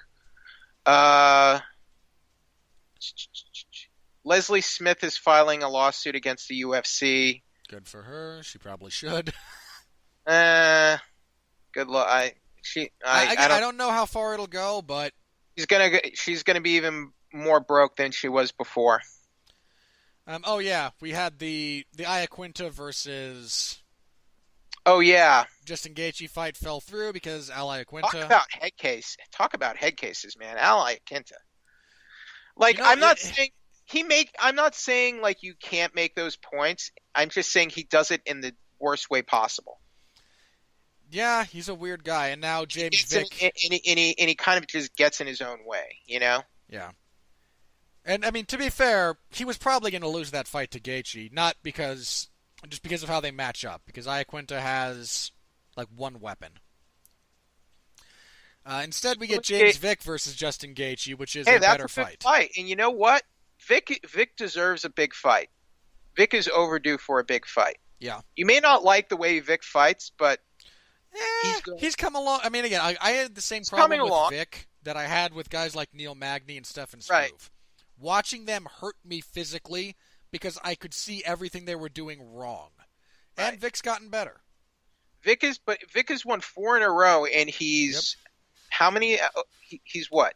9, like 8-1, 9-1. What, his only UFC loss is to Beneil Dariush when he got knocked out. Dariush at the time was like legit top 10. Yeah. He's not at that level right now, but at the time he was. No, again, that's a really good fight, and provided James Vick can actually keep distance, it could become a contender. I think Vick's going to win. I'm picking him to win. I can see there's a very solid argument for Vick, especially if he keeps things long. He's a sloppy brawler. Gaethje's not as sloppy as most people think, but somebody brought this up. We've seen Gaethje's ceiling for MMA. We might have, and somebody brought this up about Gaethje, and it's made me kind of rewatch his fights in a different way. I think it was Jack Slack who brought it up, at least where I first heard it, that Gaethje might have vision problems. He looks cross-eyed. I mean, when you see him outside of, promoting stuff, he wears really thick glasses. It's entirely possible that his fight style is predicated on not being able to see. He's like the T-Rex in Jurassic Park. My comparison was actually going to be Harry Greb, who's an old boxer who, former champion. I can't remember. I think it was middleweight when he was the middleweight champion briefly. One of the only guys to beat Gene Tunney, who's a great heavyweight champion. But I like my T-Rex comparison to Jurassic Park. Hang on. Here's why I bring this up. Harry Greb, when he announced his retirement from boxing, also revealed he had spent his entire boxing career fighting with a glass eye. Does Gaethje have a glass eye and we just don't know it? No. They check for that now. But the point being, again, like looking at Gaethje's fighting style, if you look at it from the perspective of he's half blind, suddenly everything he does makes a lot more sense. Because if he can't see that well, he has to fight by feel. Maybe he's not blind, but like legally blind. I mean, I wonder if he could drive without glasses. Put it like that. Like me, I cannot. Yeah, and his might even be worse than that. Because I have a friend who, needs glasses to drive, doesn't need them in everyday life. His eyes look a little weird, though, don't they? Like something is off there. Yeah, and again, like, in some respects, it actually makes his accomplishments a little bit more impressive. But, again, if he gets close enough to Vick, I don't like Vick's chances in close, but at distance, Vick's a big, long guy. I like James Vick everywhere in this fight. Vick is going to win. Maybe, but at least it'll be a good fight.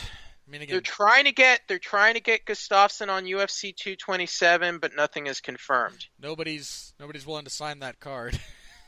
Now, I don't know if this is official, but I heard they were talking about a fight for Carolina Kovalkiewicz. My understanding is Rose Namajunas has a neck injury and she might be out for a bit. Yeah, I remember hearing that. It was on MMA Twitter. So I'm trying to find the matchup they have for Carolina. Okay, here we go. So we have Northcutt versus Otto. That's at UFC Fight Night in July. Okay, Andrade. According to Brett Really? Okamoto, Oh yeah, they were looking at Carolina they want and Andrade Andrade. Kovacevic. Hopefully not for an interim title. Hopefully. They'll make it for an interim title. They talked about Gustafsson versus OSP for 227 next month. Yeah, but OSP apparently had something he was dealing with even before his last fight that he put off for that fight, but needs to get addressed. Just give Gustafsson the title and let him fight the Invisible. That division is in such a mess. Oh man. John Jones, you disappoint me so much.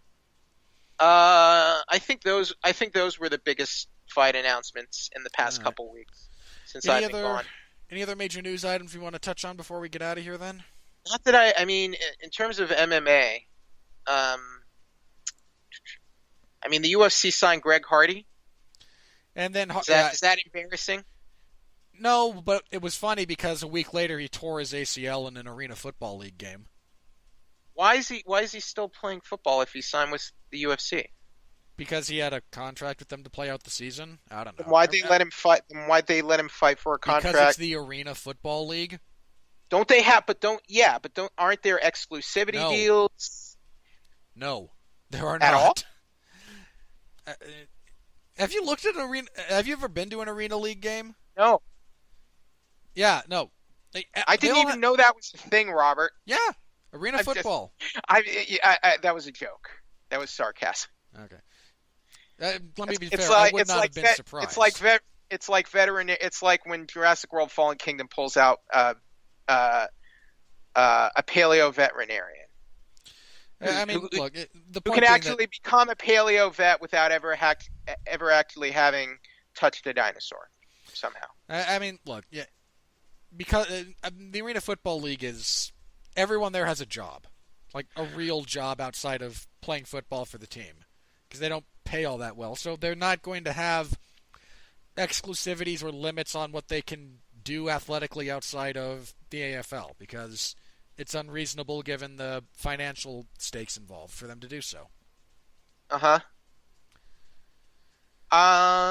can't really think of any other major news items, but I think Valentina's sister got into the UFC, so good for her. Oh yeah. What is going on? She put a beating on that girl. Here's a question. What's going on with Nico Montano? They're apparently working on getting her and Valentina to fight in the nearish future, but I hate to say it, they might have to strip Nico. At the very least, I think we need a strip policy for injuries and things like this. Because come on, we can't hold up divisions for as long as we've been doing. Let's screw the interim title. Even divisions that don't matter, like women's flyweight. Look, let's stop screwing around. Start stripping fighters if they're not fighting. They waited too long for Conor. They waited too long for Kane and Dominic Cruz. Here's another one. Brett Johns versus Pedro Munoz, UFC 227. Not a bad fight. I don't think it's announced yet, but it very much looks like they're going to book the Cejudo versus... Yeah, they announced that. Oh, they did? I'm sorry. Yeah, for 227. That is... DJ and Cejudo are co-mating behind Dillashaw and Garbrandt. Okay. I'm fine with that. Maybe Johnson goes up if he wins this fight. He doesn't. Okay. Hypothetically, so they made that fight. Hypothetical. All right. Johnson wins the second time against Cejudo. Okay. Goes up to fight for the bantamweight title for the first time since he fought Dominic Cruz. Would you be okay with that? Yeah. I'd also be okay with the bantamweight champion if they I mean, I don't like it, but if they wanted to try I to... don't like it. I don't like it. I mean, I don't like it, but what else are we going to do? Because, well, my problem is that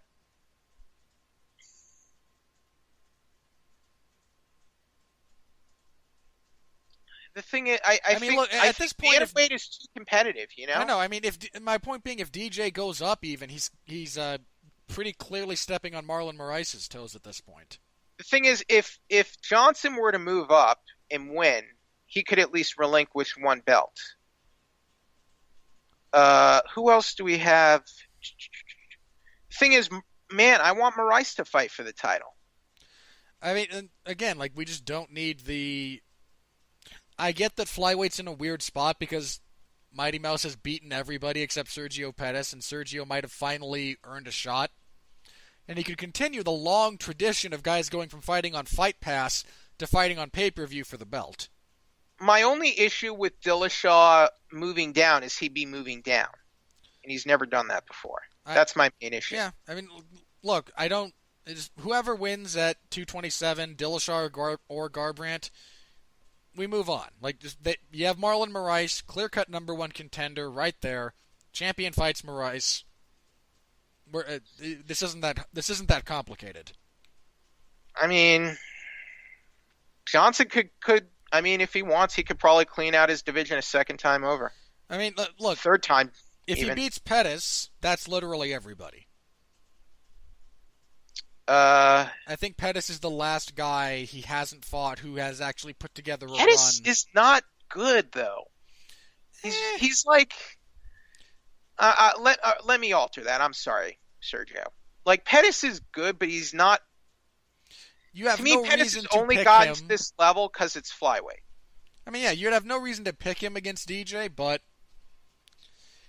stranger things have happened, I guess. But. Yeah, I mean, A, stranger things have happened, and B, if we want to preserve the architecture under which the sport operates, that has to go when things are going good and when things are going bad. When it's everything we want it to be and when it's not what we want it to be. But the thing is, the media is partly at fault for this as well. Because the media tries to make these super fights happen by talking about them. You know? The fighters do too, but the media does as well. I mean, look, my thing that I'd rather see Mighty Mouse stick around at flyweight because we have... I mean, if that fight was going to happen, it should have been, 8 months ago. That was when everything had kind of lined up. You didn't necessarily have a clear-cut bantamweight contender. You certainly didn't have, no one was chomping at the bit for DJ to have a rematch with, Cejudo or Benavidez or anybody else. That was when the stars had kind of aligned, and it didn't happen. Why? Do you think it's true that Johnson is avoiding a fight with Dillashaw, or do you think that's just claptrap? I think he has a financial number in mind, and the UFC has a different financial number in mind, and they can't reconcile that. Such is life. I'm just saying, like, the UFC was keen on that fight before. Sure. And if the UFC really wants that fight, just give Johnson a one-time huge payday, He's earned. I would say he's earned it, arguably. I mean, look, I don't disagree with your logic, but that's not the way the UFC went. I don't think Johnson is ducking anyone. I think he is managing his business. And if he's going to fight someone, if he's going to take place in a champion versus champion fight against someone the caliber of Cody Garbrandt, of TJ Dillashaw, I think he wants $3 million, right? I think that's the number he threw out before. I knew it was over $1 million. I knew it was at least $1 million. I feel like the only thing he'd mentioned specifically when asked about it was 7 figures.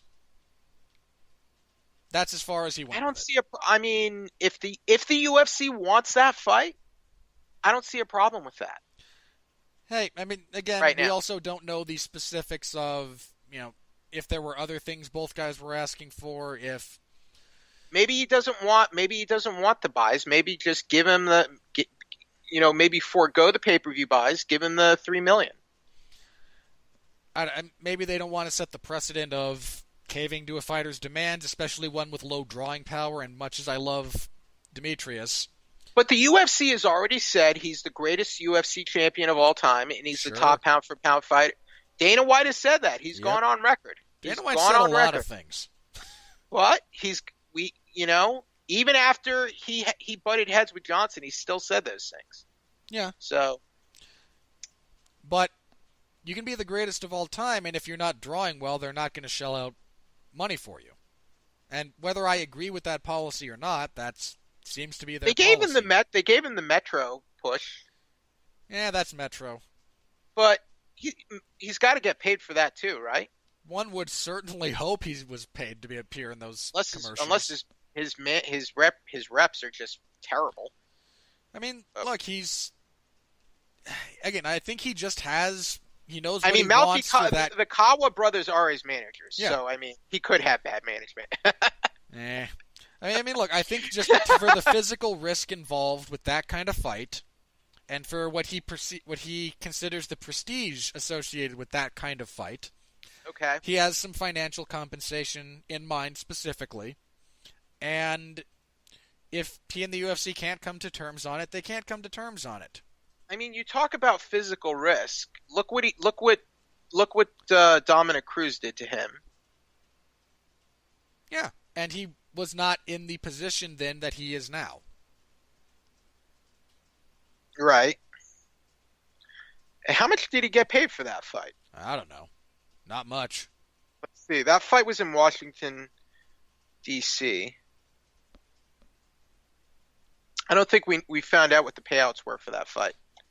I don't think they announced. Probably wasn't a whole lot. You could find any of his, fights from either side of it, and they probably wouldn't be all that much different. Right. But look. The thing is, we got a guy at bantamweight at Moraes, and bantamweight, and Marlon Moraes has earned that fight at bantamweight. So Yep. But Dillashaw, if he wins, is going to try and you know what? Garbrandt he's called out Johnson too. Garbrandt was the first guy to do that. He was the one who said, "I can make 125," and quite frankly, looking at his body type, I don't. I think I have more faith in Garbrandt making 125 than Dillashaw, all things considered. Mm. Who do you think's going to win that rematch? By the way. Oh God, I don't know. Without a big analysis, gun to the head. Gun to the head. Garbrandt. I got Dillashaw.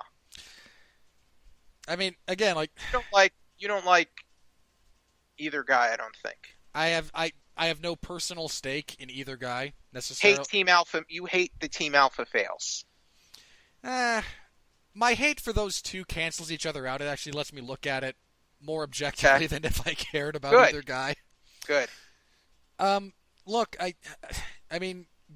Cody Garbrandt came within 2 seconds of knocking TJ, of getting that stoppage in the first fight. TJ adjusted beautifully, got the finish. Either guy can win that fight. They've both demonstrated they can win that fight. It's strange to me because TJ has evolved into a far better fighter than I ever expected him to. Especially you watch his first 4 fights in the UFC and it was nothing. Right. They were just nothing fights. He actually learned how to strike and be a good striker actually. Yeah. But yeah, I like that. If that card, hopefully that card holds together. It'll have some great fights and no one will see it. Well, hopefully I will get to see it if the UFC will actually approve me again, even though I've had some bad luck for whatever reason. I might have to take that back. Yeah. There's a few other, Cub Swanson and Hato Moicano should be fun. There are good fights on that, yeah. Okay, that's kind of it. Johns and Munoz is bad. Having 3 fights I want to see on a UFC card is better than most these days. Sad, but true. All right. So, on that, let's go ahead and wrap up here. What do you got to plug? Right. It's been a couple of weeks. All right, so reviews, Fallen Kingdom, Jurassic World, number 1 again this weekend, my review of that. I got an early review out of Ant-Man and the Wasp. I can actually say that for once. That review is out right now So check that review out, please. My review of Luke Cage Season 2. Overall, I would say a pretty good season. A bit long, overly long and padded at times, but I think a good season. I think Bushmaster was a good villain, at least superior to Diamondback in the second half of That's a low the first. bar. Well, the problem is they killed off Cottonmouth too early, and I think you would agree with that. Unequivocally. That was a But mistake. hey, we gave Alfre Woodward more screen time, so... She's a great actress, but she is not good in this show. Not good. And I couldn't stand her in Shades and the thing with the dog. Theo Rossi. Theo Rossi's great. Not on this show. Not on this show. He was in Season 1. I actually kind of liked his character in Season 1. I haven't seen enough of Season 2 yet. Stuff with the daughter was bad, and having her get like a singing interlude was weird. But you know what? And I hope this bodes well for Season 2 of Iron Fist, because they basically did a Heroes for Hire episode in the middle of the season, and it was a good episode. And Danny Rand was cool in this episode. So I hope that means like we can go into Season 2 of Iron Fist with open expectations, and they can fix what went wrong, which was pretty much everything in the first season, mainly. But that was mainly due to having a poison pill like Scott Buck as a showrunner. So, I thought people were too hard on Season 1 of Iron Fist.